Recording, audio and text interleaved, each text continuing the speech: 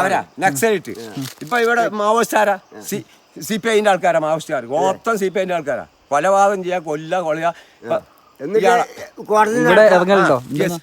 ഇവിടൊക്കെ വന്നല്ലേ, ഇവിടൊക്കെ മാവോയിസ്റ്റ് വന്നാ. ഇവിടെ വൈത്തിൽ നിന്നാണ് മറ്റേ ഇവരെ റിസോർട്ടിൽ നിന്ന് പിന്നെ വെടിവെച്ച് വന്നു മാവോയിസ്റ്റിനെ. ഇവിടുന്ന് വെടിവെച്ച് വന്നു.